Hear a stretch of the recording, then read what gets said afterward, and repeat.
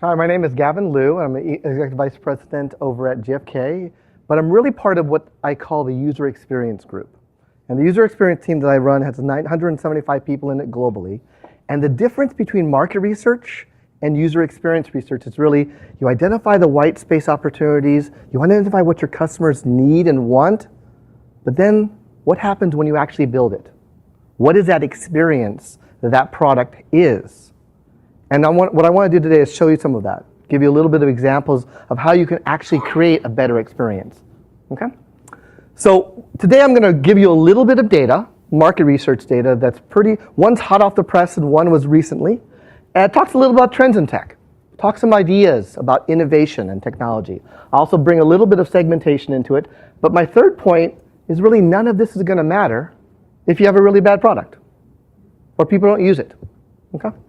So what do drivers really want? So is it inside the vehicle? You know, we think about those kind of things. I'm going to go into things like, do people want a car to act more like an appliance? Also, what about the passenger? Those are new experiences passengers aren't just riders anymore. They're engaging in other things. And what is it about innovation technology that can create a better user experience? Okay? So I'm going to give you a little bit of data here based on 2 studies. So what do we know? So there are 2 studies. One just came off the presses. It's about 18 years in a row. There's 31 countries are involved in what they call the Roper Report. It's a survey, and we understand experiences. I'm going to couple that with a study that was done by the Consumer Electronics Association and presented at CES just last year. And it includes expert interviews and crowdsourcing. So let me show you some of the data. Okay? The Roper Report recently talked a little bit about what is happening right now on owners versus kind of this concept of access. Because that first box on the left, what it's saying is that between 2007 and 2013, when you think of cars, when you think of technology, travel, or even movies, technology, travel, and movies are going up. They're competing for people's attention, yet cars and vehicles are starting to decrease. The one on the right also shows you a little bit about what global customers believe a second car is considered part of the good life. You're starting to see some decreases. How can we change the experience that drivers and passengers have to change that slope? Okay? Commuting. Global commuting time is increasing. I don't think any of them live in this area or in Chicago. Seriously, look at that. But you also see what people are doing, and you look at the blue bar is above average commute versus below. The more longer you have a commute, the more you're starting to see drivers do things like access the internet, do email, play games, and visit social networking sites. They're doing things in their car besides driving. Okay? So what this means is that consumers are looking for new ways to be excited. How do we invigorate the car? What can we do to make experience a focus and not always about driver performance or fuel efficiency? Okay? And how do we get more creative when people are traveling? Because obviously they're getting more distracted. They're opening themselves up to lots of distraction. Okay? So the research that was a Roper Report. Here's the research that was done with the CEA last year. We took a look at US consumers, drivers and passengers, all vehicle types except commercial, and we started to really focus on inside the car technologies. Okay? So the way they did it was took a global scan of what's out there, what interesting things are out there. We coupled it with some expert interviews and lit review. That came up with over 400 ideas. And I'll show you which ones started to resonate with people. We then did an interesting study where we had 200,000 users crowdsource these ideas, and then we had some co-creation. The result of it was needs, new innovation platforms, and some segments, and I'll show you some of that. Okay? So of the 400 ideas, you're going to see the ones that are on safety and security, the things that kind of make sense, whether it's collision avoidance, hand-free controls, a lot of the new biometric monitoring that's going on. We obviously tapped into infotainment, concepts that you guys are well aware of, but now, as some of the speakers were also discussing, how are we tapping into social media components? Okay? Navigation, those are things that we talked about, but also, what about traffic, weather, as well as other types of displays in commerce and content. And we also got into vehicle maintenance. Okay, so 400 ideas, and out of those, we wanted to understand what the customer was really thinking. Okay. So as I said, a global crowdsource of a 200,000 person panel, and they started thinking about these concepts and talking about these concepts. We started collecting all of this data and tried to find some themes. We took those themes and then took 2,000 people and focused them on 80 of those concepts and started having them discuss it, talk about what it means to them. Okay? And we actually had some interesting pieces here because it wasn't just interest. It was also price sensitivity. So it wasn't just, I want it because I want it, but how much would you pay for it? As well as, we also put in a little wrinkle in here because we had a lot of really interesting users, because it wasn't just 2,000 straight drivers. We also included a lot of what I would consider to be kind of the more savvier ones, and we gave them a little bit of a contest and a prize if they could come up with some innovative ideas. We wanted to generate more ideas. As we did all of this, what we found was some good data. So let me talk about what our customers still attach to their cars as a general theme. The good news is they're as attached to their vehicle as they are their laptop or computer. They're even in some ways more attached than their cell phone. Now, we can think of the average and kind of say that it may not quite affect the Gen Y. And you kind of see where the Gen Y, you can see the cell phone is a little bit higher than vehicle, as you can imagine. But it's still really high. And that's what's pretty cool. So we have an opportunity here. Even though some of the numbers earlier on I show are starting to decrease relative to the other things that can attract people, we have a chance here. We've still got a strong embedded base. When you talk about what will drive people, you start thinking about things like, well, I'm looking at models that my friends like. So as you look at over the years, we're seeing a +9% raise. Fun, 5%. Personalization starting to increase. So as you go from 2006 to 2012, you're starting to see some trends emerge, specifically on fun, personalization, and other, obviously, what their friends are saying. So the question now ultimately comes up with, consumers rather drive or ride? So what we found is 48% love driving, okay? And this is on a high scale. 56% of males and 51% of Gen Y. Only 24% love being a passenger. But when you start to talk about Gen Y, that number is starting to double. Okay, so we're seeing a little bit of a split in that younger population. Okay, so let's talk about what happened inside the car. Okay, so in personal, what we're finding, and this was rated as often or sometimes, so that means they actually do it. And we said, look, as you answer these questions, don't worry about what the law is, don't worry in a particular state, just tell me what you do. And these are self-reports of often and sometimes. 62% eat. 14% put on makeup or do their nails, but we also have shave. Equal proportion there. Okay, grooming habits are similar across gender, but they're doing it in the car. Phone, 39% are holding it next to their ear. Some use hands-free. It's good. Almost a quarter are still texting. 14% have used sometimes or often a laptop while they're driving. Okay, guys? Watch videos. You go from one to the extreme, look at the other one, watch the videos, and we've even seen that sometimes. You guys are sitting on, the 10 and the 5. You read and do crossword. They're doing something like that, okay? So what about the passenger? All of the numbers are higher, okay? So the reason I kind of point this out is I love that picture because that's how I remember life. Just sitting in the back, completely bored out of my mind, right? It's the concept of how technology and innovation can capture idle time. And that idle time is being absorbed by passengers and, unfortunately, drivers as well, okay? So that's why those numbers are going up. It's the generation now that likes to sit in the back. My son is almost 15, and he just kind of looked at me and went, oh, no, yeah, don't worry about it. I don't mind being chauffeured. I'll just sit back here. There's a generation that's starting to do that. So how do we invigorate them? How do we get them to understand what's really going on? Okay, what can be cool about cars? Okay, so when we started to take a look at all these new ideas, let me show you about some of the things that started to pop up.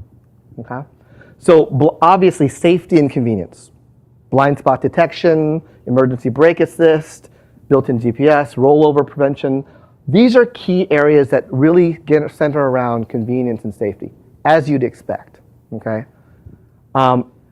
Two interesting ones that were interesting is a windshield that provides brighter night vision or UV protection even in the daylight. That came up pretty strong.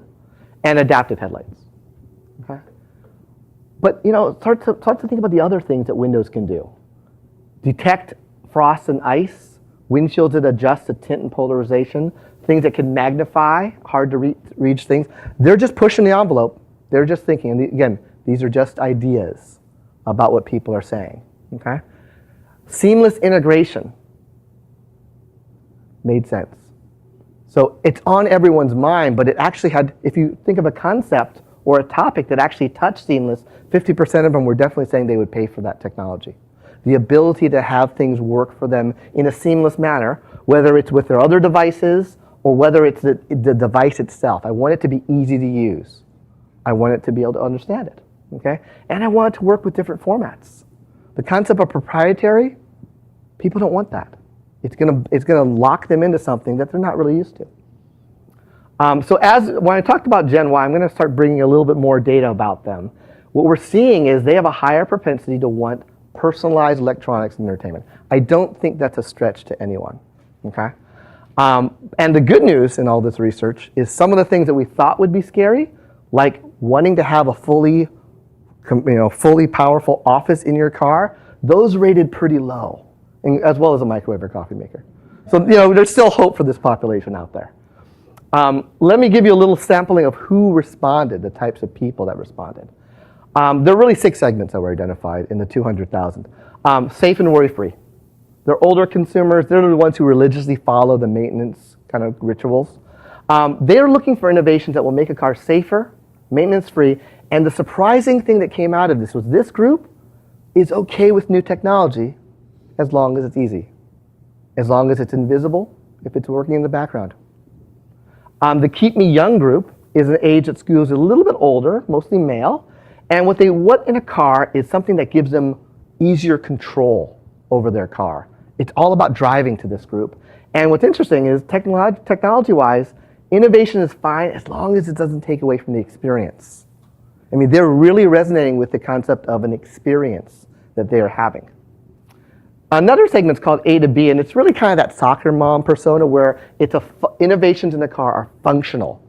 I've got to-dos and I want to do them, okay?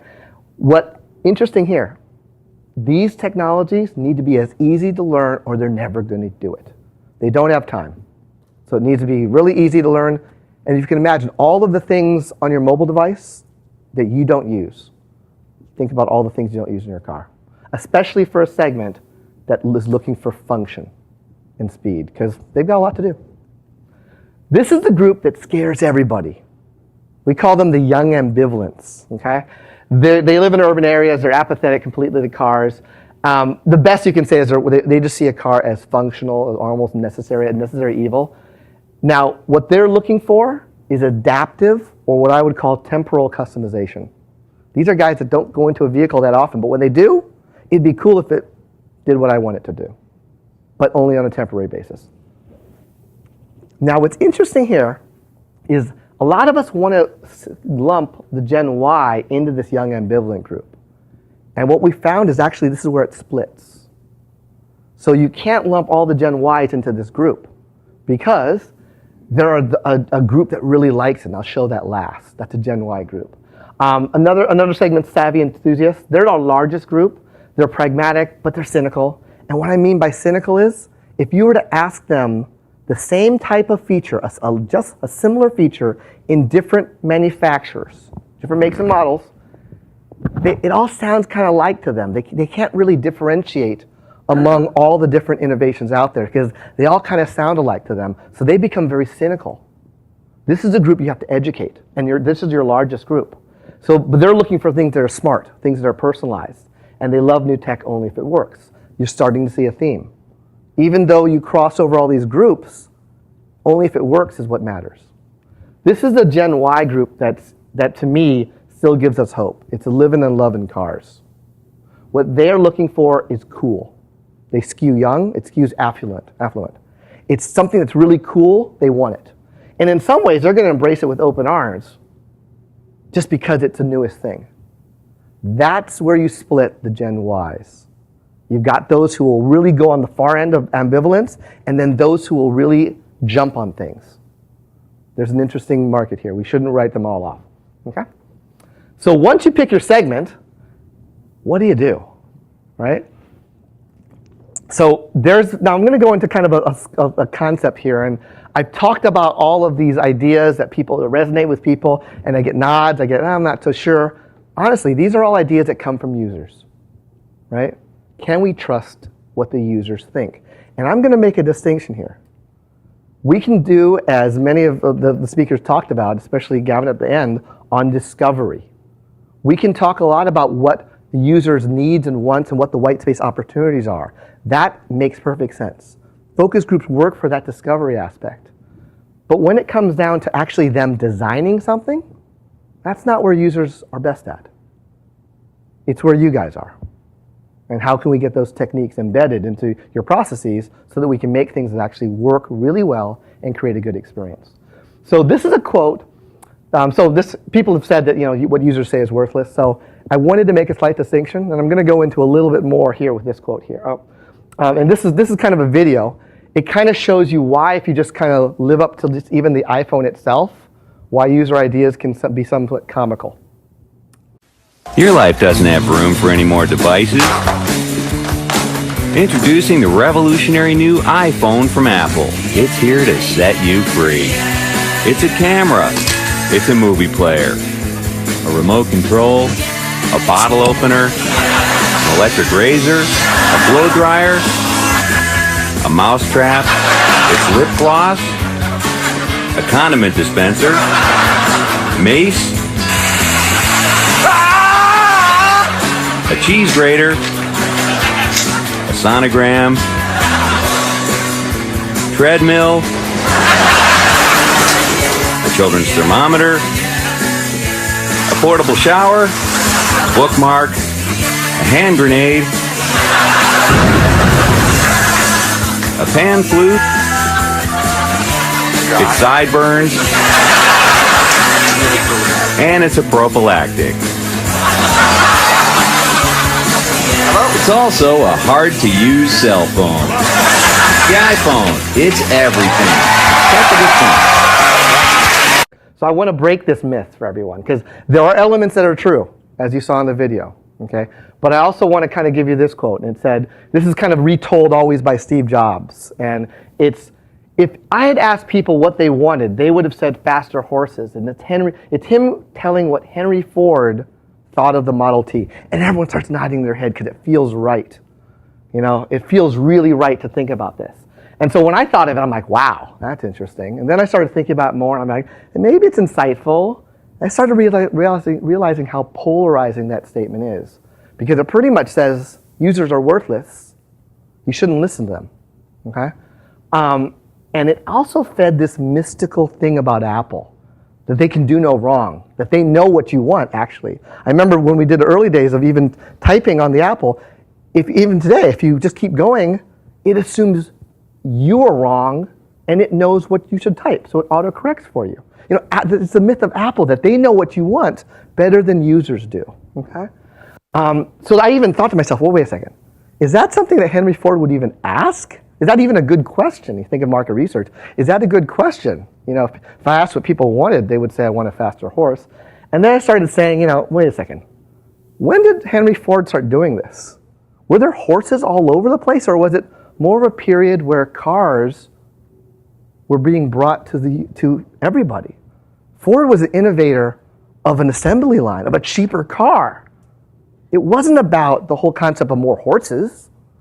Think about the Great Gatsby. Think of all the cars. That era was about, I want to own a car, and Ford allowed me to do that. I don't even think horses were on anyone's mind. So I started to think about that, and I started to say, what's Ford known for? And he's known for innovation. And I actually read a Harvard Business Review in 2011 by Voskowitz, and he said Ford never said it. It's a myth. Okay? Because obviously there weren't that many horses in New York City when Ford was selling some stuff there, or Detroit or other places. Think about it.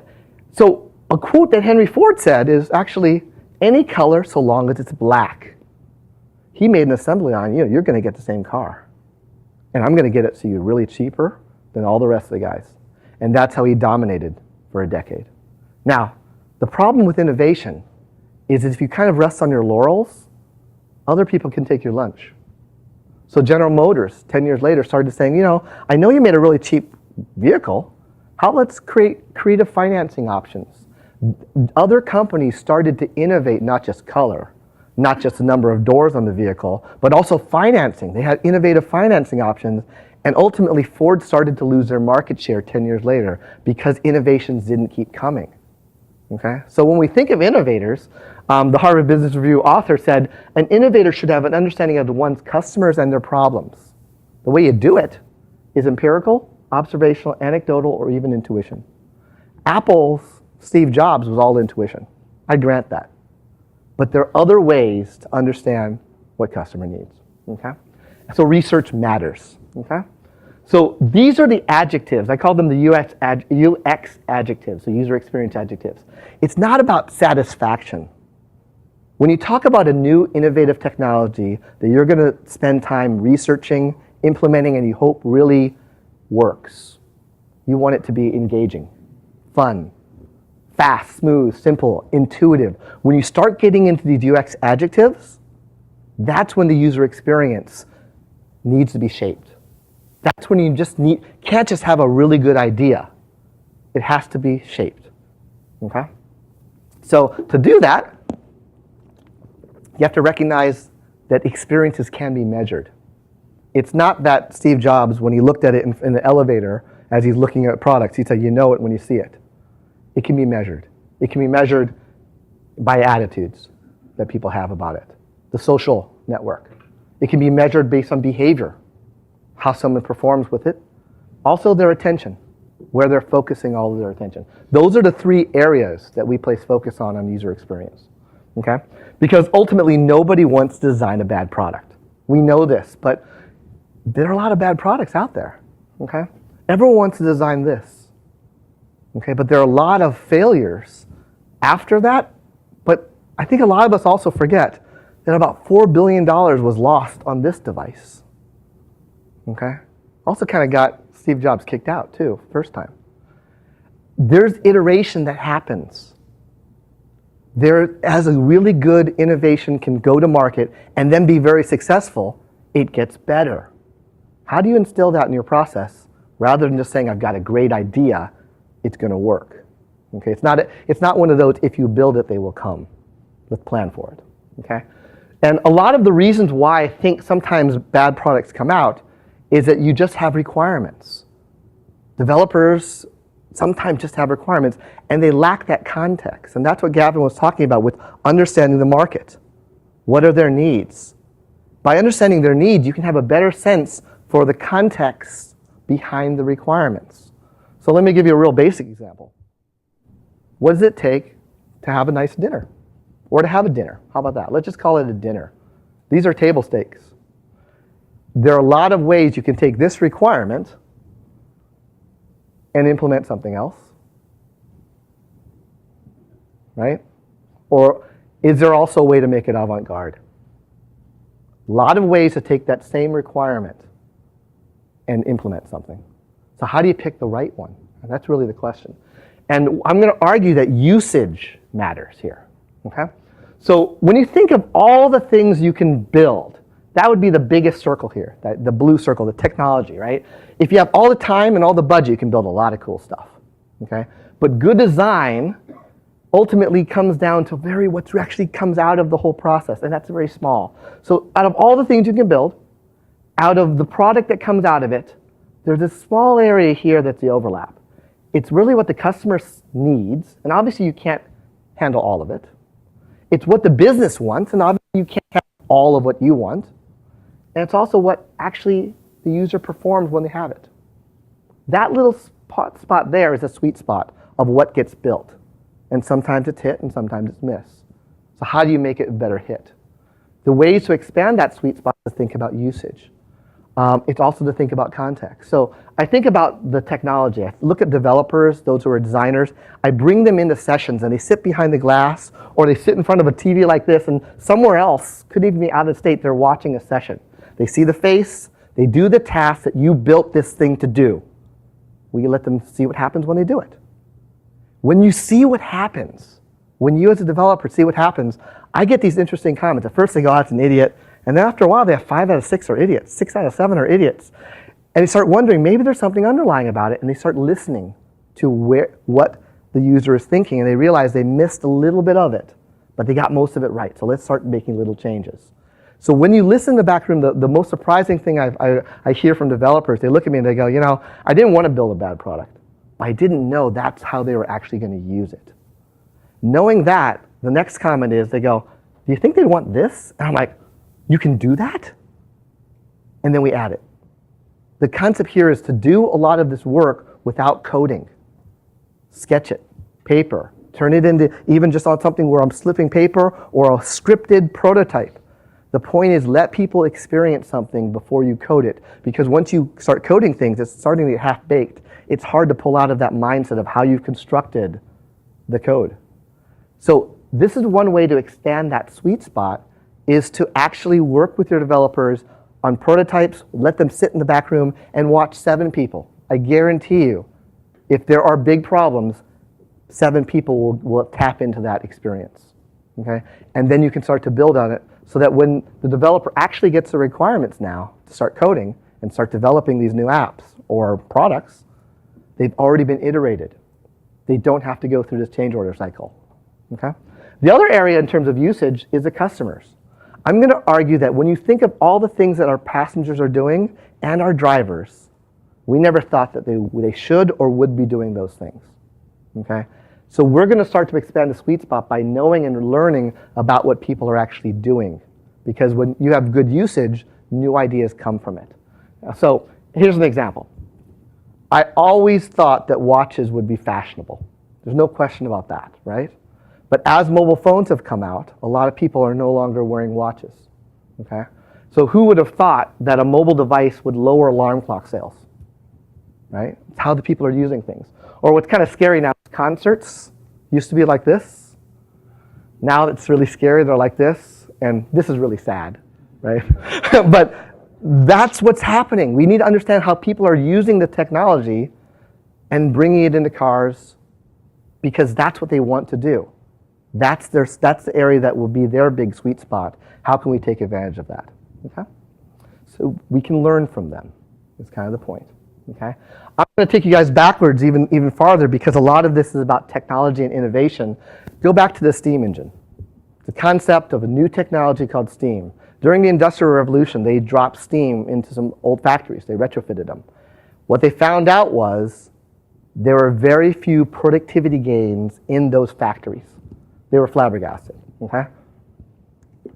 I put steam power into these factories. Why are they not giving the production I expected, okay? What they only found was the new factories, the factories that assumed steam technology. Those are the ones that actually had productivity gains, okay?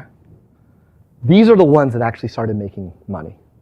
It wasn't about the retrofit. It was about a new philosophy of building something that assumed an underlying technology. She assumed steam.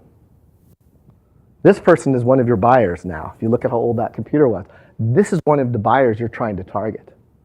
She assumes use of technology that we don't necessarily have in our assumptions or our model of how things are.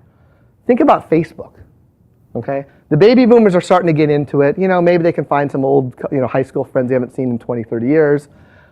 Gen X, yeah, they might have started that to kind of see some of their old high school friends. Gen Y, they were already in school. They weren't even undergrads. They were in junior high. They were in elementary school when Facebook came out. And some millennials were born into Facebook. Okay, so when you think about who your users are and what they're bringing to bear, or how they assume technologies or STEAM, how can we ideate, how can we create something that will get their attention engage them, knowing our background without using them for information. Not all of us can be like Steve Jobs. So knowing how to use it matters. Okay, so once you get something, how do people learn? So whenever you have something new, there's going to be a learning curve. Recognize it, okay? Think about how users learn. When you buy a car with the cool technology in it, the first thing people want to do is not set up Bluetooth. It's not to do all the cool, it's to drive the car, right?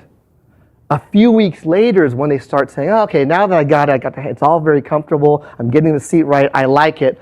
Oh yeah, now it's time for me to start playing with the new things, okay? Think about that experience. You bought a big ticket item, you don't use most of the features until after you've left the dealership, after you haven't thought about it. Well, how do people learn how to use cool things? How do they even remember what the cool things are in the car? That's a challenge marketing. It's also a challenge on design to make sure that what you're building is self-evident. It's intuitive. It makes sense. It's easy. So that that person who's the A to B, who's functional, going from soccer game to soccer game, when there's a lot of things on their to-do list, oh, there it is. And it just works the way they want it to work. How do you create that experience? Okay? How do we learn gestures on a mobile device? Okay? Believe it or not, these are the Apple patents, and there's one, this one's crazy, it's called Global Replace. You use your 2 fingers here and your thumb and squeeze. Okay, these are all the gestures that Apple also patented on using 3 or more fingers and moving them in a certain manner, okay? Believe me, it's not natural to use gestures. You know, people just don't do this, right? It's not as natural as you think. And I'm going to argue this, okay?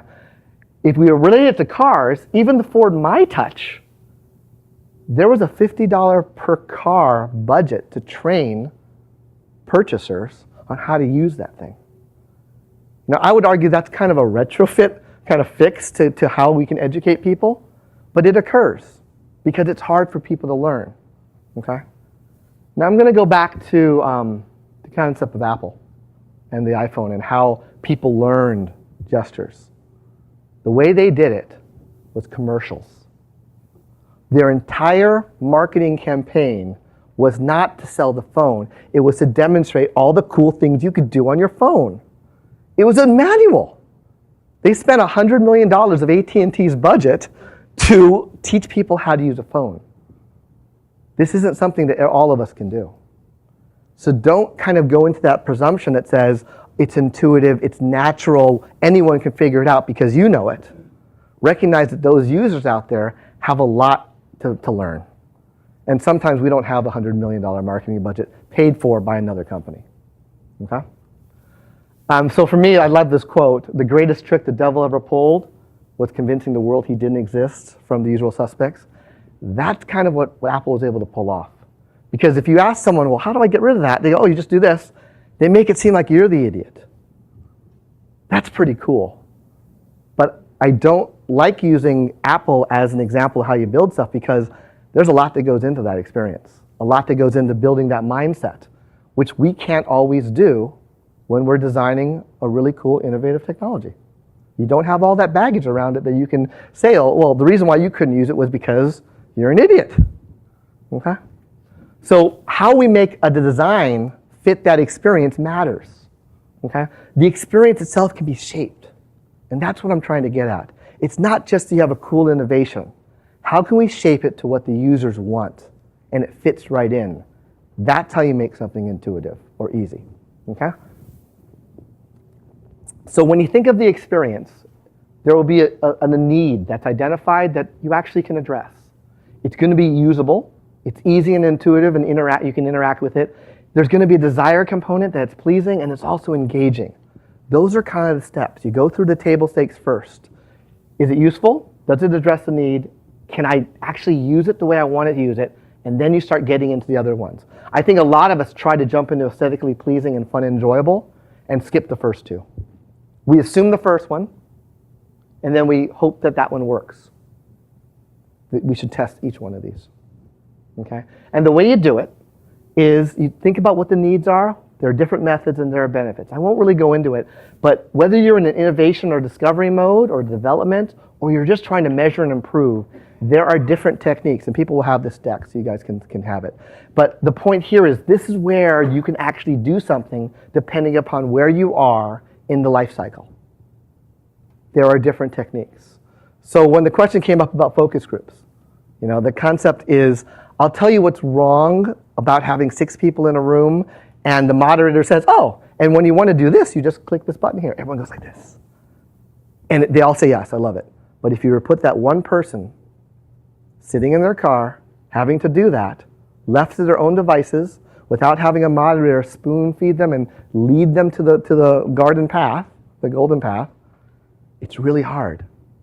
And when you're driving in your car, you typically don't have 6 other focus group members kind of coaching you, or a moderator.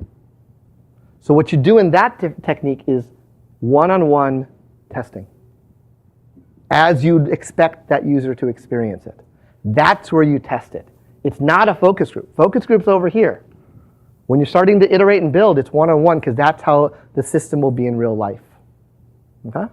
If you're only selling it to 6 people, let's use focus groups all the time. Okay? So as you start to think about things, I pulled a few of them out just so we can talk a few minutes on it, but benchmarking. Even before you start to think about how cool this is, let's start to think about measuring it. Okay? There's a lot of approaches. It can be done without users. We can have an expert evaluation of it. It can combine lots of different techniques. But the concept here is we start with a place and we see if we got better. It's about measurement. Okay? Here's a score that actually, it's a UX score. It's based on learnability, operability, product fit, simulation, and look and feel, which really breaks down into, can I do the thing I wanted to do, the task? And then there's some self-oriented qualities. The concept of, it feels right, I can do these kind of things with it, I like it, to the aesthetic pieces. Those all feed into a user experience you can actually measure, and then see whether your iterations are making a difference. You can even use the same score and test existing products on the market. Okay? And then you can start to see, here's your competitors, along these scales, along a certain dimension. Start breaking it down, not just on what's consumed, purchased. Start thinking about it on different dimensions. Not just about whether they like it, about how they learned it, how they operated it, and its look and feel. Okay? So, you can break down using all the different, here's a voice response unit, all the prompts. You can go very deep if you want to into that experience. When you think of discovery, there's diary studies. This is an actual picture of sitting inside, a camera sitting inside as drivers are driving, and we're seeing what they're doing. So we want to understand through multi-angle viewing what's going on. And then we'll talk to them about the experiences. Okay? And our outcomes are, we start to understand their needs because they're already doing it. And then they're going to start talking about their pain points, which is where we can start solving their needs. Then what we start to do is start to break it all down. What's really going on here? Let's understand their motivation, their context, the needs, and then let's start getting a really nice session together that's immersion with a multidisciplinary team.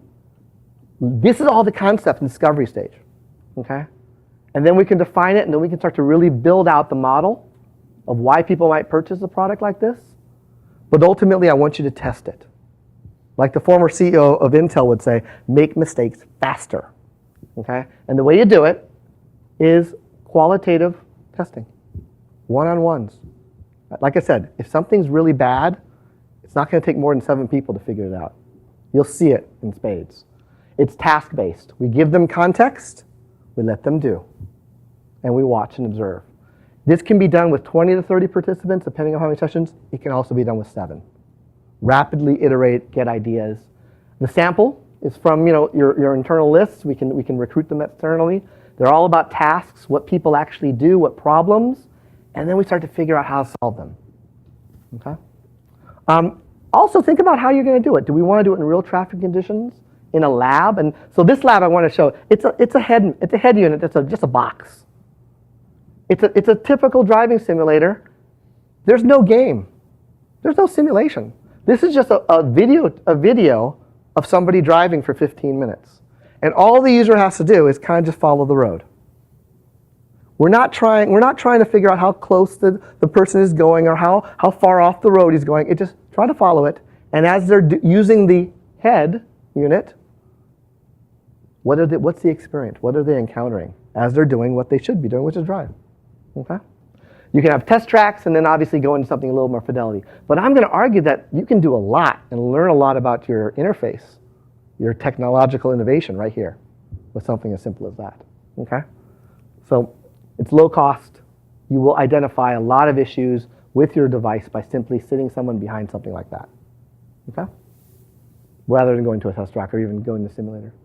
Now I do a lot of work also in healthcare. In the last 18 months, a guidance document came down from the FDA that said any new medical device needs to be human factors tested. That's synonymous with HMI. Okay? Human-machine interaction. I need to test it. Because a lot of companies were dropping the same pump that they've had in a hospital right into somebody's house, and the person who's 60 years old is trying to start it up, and they hit the wrong buttons and create a whole different situation because they're not a nurse. They're not a doctor. So the FDA has required any new medical device, even if it's an injection device, even in some ways, if it's a product that you put inside a pharmacy, is the pharmacist going to accidentally pull it off the shelf? It's coming to the automotive industry. Those same concepts are starting to spread through agencies and regulatory. So regulatory is starting to demand, I'd say they're going to demand it very soon. So there's some guidelines coming up right now about how a new infotainment system, when placed in a car, how fast somebody can actually complete the core tasks. It's starting to smell a lot like what happened in healthcare.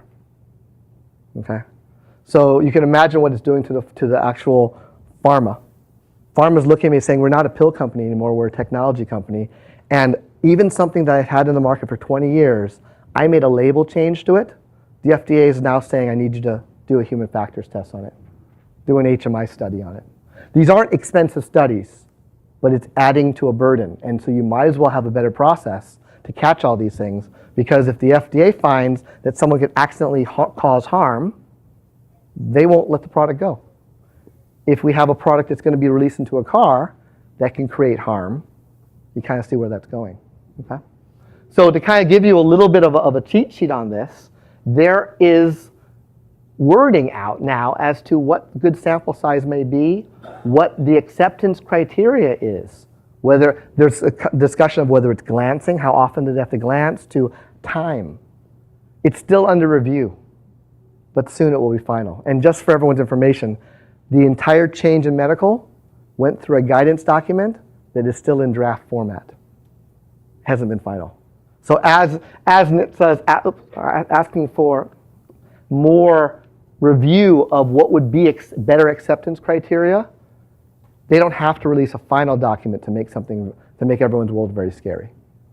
So if you can demonstrate that you've already been doing this, it makes this test very simple. Okay? So that's another reason why the user experience just might be important. Okay?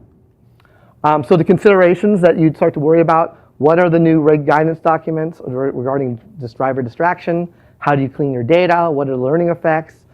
As you go through all this, it always goes down to usability.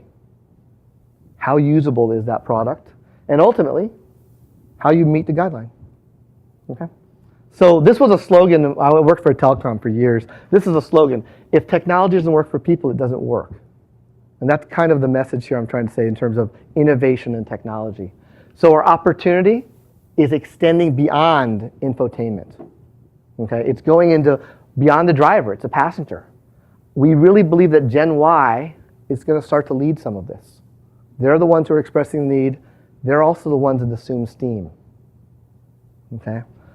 They're tech savvy. They're willing to think about the life stage, also personalization, and we're going to always base it on this concept of loving to drive. Let's build upon that strong base. Okay? And let's shape the experience. So that's what we really want to do, because I really think good design, great design, can actually still win. Thank you.